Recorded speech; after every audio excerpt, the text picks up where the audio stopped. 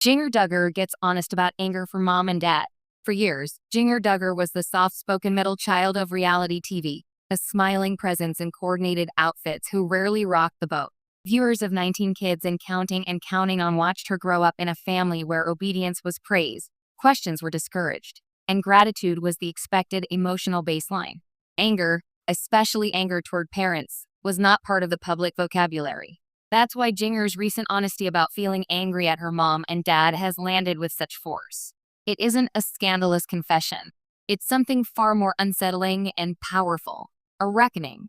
Jinger's candor marks a turning point, not just for her, but for the broader conversation around family loyalty, faith, and the complicated work of becoming an adult when your childhood was lived under a microscope. She isn't lashing out. She isn't cutting ties.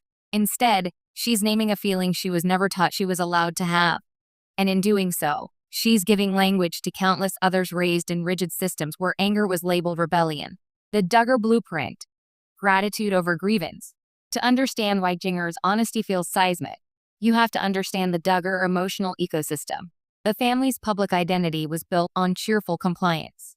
Jim Bob and Michelle Duggar promoted a model of parenting rooted in strict gender roles, total parental authority, and a theology that prized submission. In that framework, children were taught to be thankful, always. Gratitude wasn't just encouraged, it was moralized. Anger, by contrast, was framed as sinful or selfish. It was something to be prayed away, not examined. If you felt hurt, confused, or resentful, the solution wasn't conversation, it was correction. For kids growing up in that environment, especially daughters, learning to suppress negative emotions wasn't a side effect. It was the point. So when Jinger speaks now about anger toward her parents, she's not just sharing a feeling. She's violating a rule she learned early. Good daughters don't get mad at mom and dad. A slow unlearning. Jinger's journey away from the Duggar family's belief system didn't happen overnight. Marriage to Jeremy Volo and a move to Los Angeles placed physical and cultural distance between her and the world she grew up in. More importantly, it gave her space to encounter different interpretations of faith, ones that emphasized individual conscience over unquestioned authority. In her writing and interviews, Jinger has described a gradual process of unlearning. It wasn't about rejecting her parents outright. It was about interrogating teachings she once accepted as unquestionable truth. As she began to see how fear had shaped her childhood, fear of making mistakes, fear of displeasing authority, fear of God's disapproval, anger followed naturally. That anger wasn't explosive. It was quiet and unsettling. It arrived as questions. Why wasn't I allowed to trust my own judgment? Why did obedience matter more than understanding? Why were my boundaries treated as defiance? Those questions inevitably pointed back to her parents. Naming anger without burning bridges. What makes Jinger's honesty striking is how carefully she holds it. She doesn't present her anger as a verdict on Jim Bob and Michelle's character.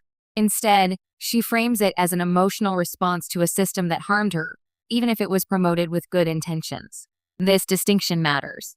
Jinger isn't saying her parents set out to hurt her. She's saying they were wrong. And for adult children, especially those raised in high-control environments, that realization can be more destabilizing than outright abuse. It forces a reevaluation of love itself. Can you love your parents and still be angry at them? Can you be grateful for what they gave you while grieving what they took away? Jinger's answer appears to be yes, and learning to hold both truths has been part of her healing. By speaking openly about anger, she's modeling a version of reconciliation that doesn't require emotional amnesia. Forgiveness, in her telling, isn't the absence of anger. It's what can come after anger has been acknowledged. The gendered weight of goodness. Jinger's admission also resonates because of the specific burden placed on Duggar daughters. From a young age, they were trained to be helpers, nurturers, and peacemakers. Conflict avoidance wasn't just polite. It was holy. Anger in girls was framed as especially dangerous, a sign of pride or rebellion. For someone raised with those messages, feeling angry at your parents can trigger intense guilt. It can feel like a betrayal of faith and family. Jinger has spoken about wrestling with that guilt, about the internal voice that questioned whether her emotions were sinful. That's why her honesty is so radical. She isn't just telling the world she felt angry. She's telling her younger self that anger doesn't make you bad. It makes you human. Reality TV and the performance of harmony. There's another layer to Jinger's anger that's impossible to ignore. The role of reality television. The Duggar family's brand depended on a carefully curated image of harmony. Cameras were everywhere, and conflict rarely made the final cut. Growing up on TV meant that Jinger's family dynamics weren't just private matters, they were content. Smiles were expected. Gratitude was marketable. Dissent threatened the narrative. It's not hard to imagine how that environment might intensify suppressed anger. When your life is a product, your emotions become liabilities. Jinger's honesty now feels like a delayed reaction to years of emotional restraint performed for an audience. In that sense, her anger isn't just personal. It's a response to being cast in a role she didn't choose and praised for playing it well. Faith without fear. Jinger has been clear that her shift isn't about abandoning faith. It's about redefining it. She's described moving away from a belief system rooted in fear and toward one grounded in grace. That theological change has had emotional consequences. When fear loosens its grip, suppressed feelings surface. Anger often comes first, not as bitterness, but as clarity. It's the mind's way of saying, something wasn't right. By acknowledging anger toward her parents, Jinger is also acknowledging the cost of fear-based parenting. She's saying that spiritual control, even when wrapped in religious language, can wound. And healing requires honesty, not denial. The courage to be specific. What stands out in Jinger's approach is her specificity. She doesn't speak in vague platitudes about hard seasons or growing pains. She names anger. She names fear. She names the teachings that shaped her. Specificity is risky. It invites criticism from loyal fans of her parents, from religious communities that prefer silence, from those who believe family loyalty should override personal truth. But it also invites connection. For many adult children disentangling from controlling upbringings, Jinger's words feel like permission. Permission to admit that love and anger can coexist.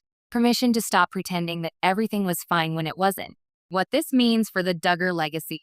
The Duggar family's public legacy has already been complicated by scandal and fallout. But Jinger's honesty adds a quieter, more profound challenge.